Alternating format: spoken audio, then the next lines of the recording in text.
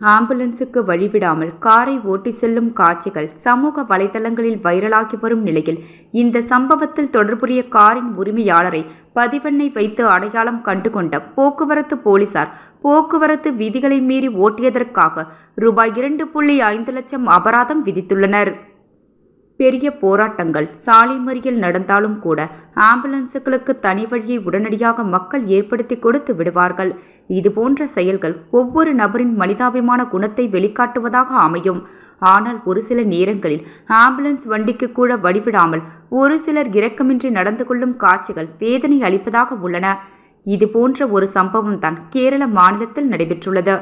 இது தொடர்பான வீடியோ வைரலான நிலையில் போலீசார் தரமான சம்பவம் ஒன்றை செய்துள்ளனர். அது பற்றிய விவரத்தை இங்கே பார்க்கலாம். கேரளாவின் திருச்சூர் மருத்துவக் கல்லூரிக்கு பொன்னணியில் இருந்த ஆம்புலன்ஸ் ஒன்று சென்று கொண்டிருந்தது.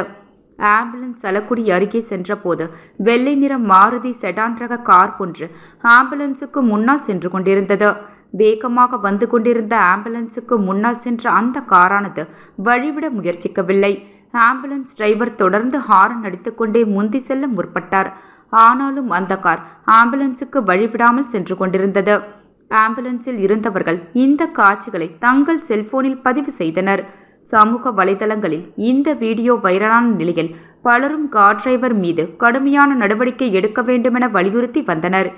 இந்த நிலையில்தான் காரின் பதிவெண்ணை வைத்து காரை ஓட்டியவரை அடையாளம் கண்ட போலீசார் போக்குவரத்து விதியை மீறி நடந்து கொண்டதற்காக ரூபாய் 2.5 லட்சம் அபராதம் விதித்துள்ளனர். மோட்டார் வாகன விதிகளின்படி ஆம்புலன்ஸுக்கு வழிவிடவில்லை என்றால் 6 மாதம் வரை சிறை தண்டனை அல்லது ரூபாய் 10,000 விதிக்கலாம் அல்லது இரண்டும் சேர்த்தும் விதிக்கும் சட்டத்தில் இடமுள்ளது. கடந்த 7ஆம் தேதி இந்த சம்பவம் நடைபெற்ற நிலையில் இது தொடர்பான வீடியோ சமூக வலைதளங்களில் வேகமாக பரவியதை அடுத்து போலீசாரின் கவனத்திற்கு சென்றுள்ளது. முன்னதாக இந்த வீடியோவை பார்த்து நெட்டிசன்கள் பலரும் கார் டிரைவரின் செயலை கடுமையாக கண்டித்து இருந்தனர். காரின் டிரைவருக்கு கடுமையான தண்டனை கொடுக்க வேண்டும் எனவும் இதுபோன்ற இரக்கமின்றி நடந்து கொண்ட டிரைவரின் லைசன்ஸை ரத்து செய்ய வேண்டுமெனவும் பதிவிட்டு இருந்தனர்.